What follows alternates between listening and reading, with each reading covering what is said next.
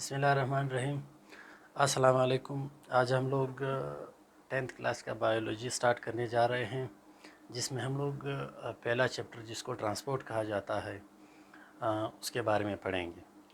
तो पहला लेक्चर है ये, और पहला चैप्टर कौन सा है? ट्रांसपोर्ट। अभी सबसे पहले इसका कंसेप्ट और नीड क्या है।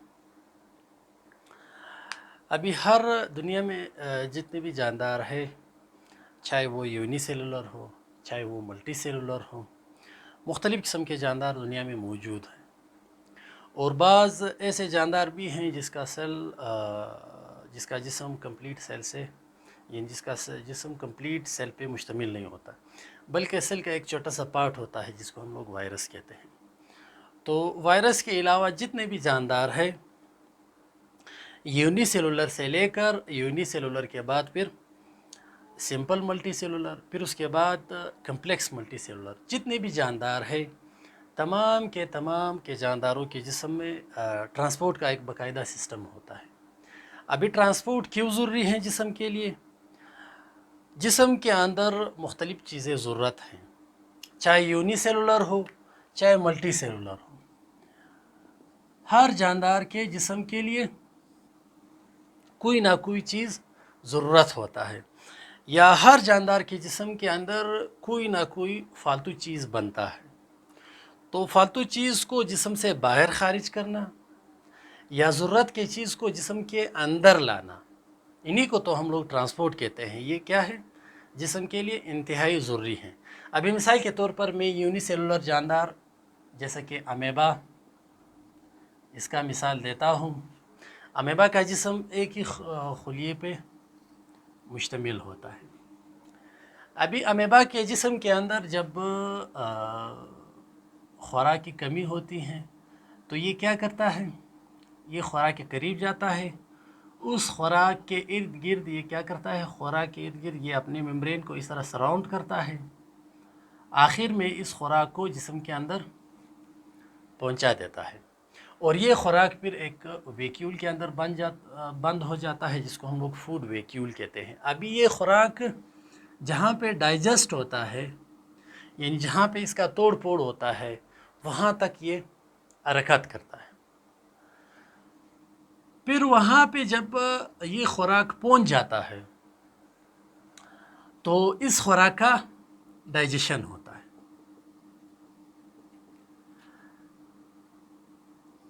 फूड वैक्यूल के अंदर डाइजेशन ऑफ फूड होता है with the help of enzyme.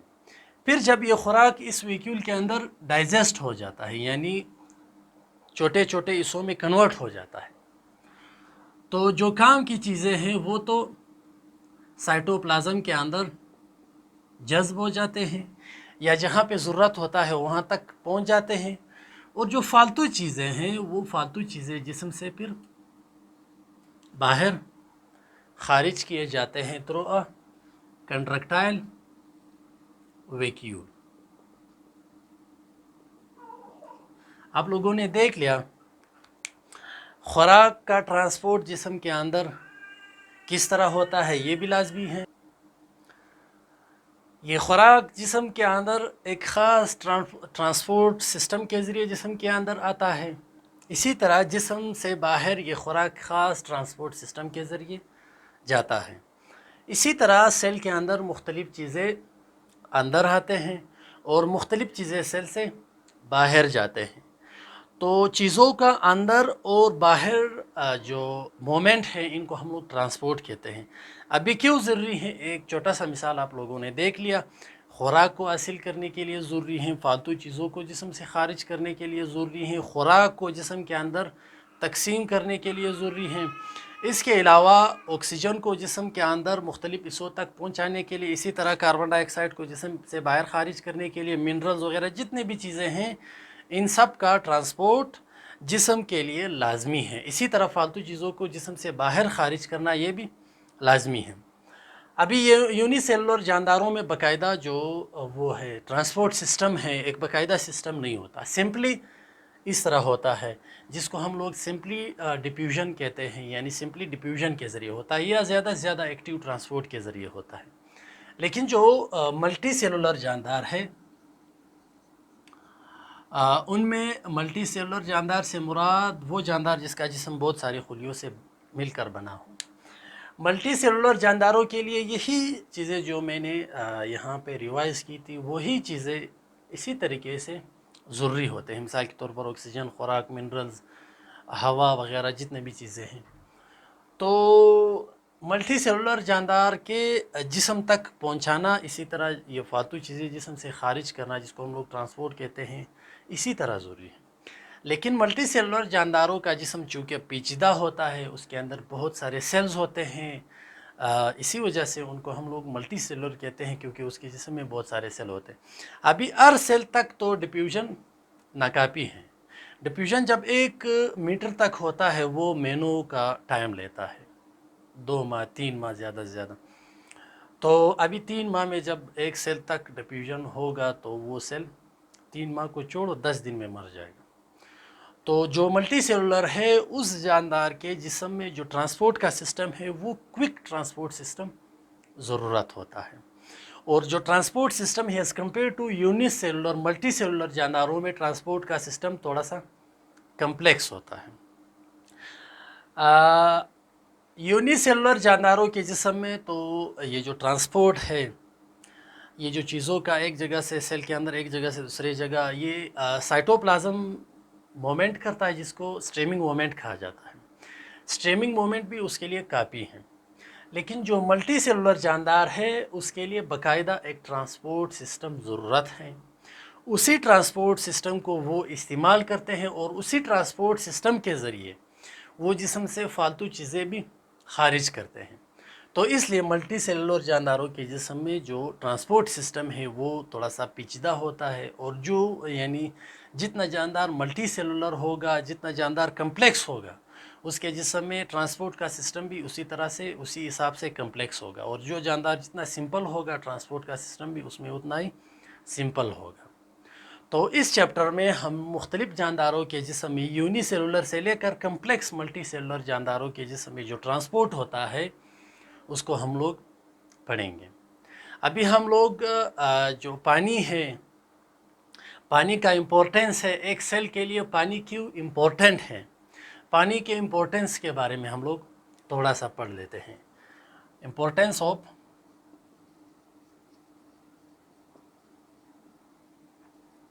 Water.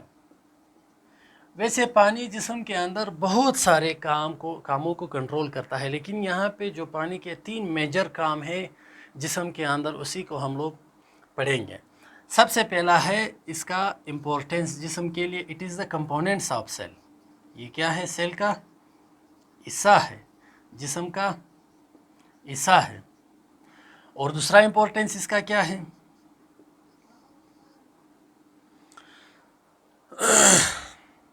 Act as a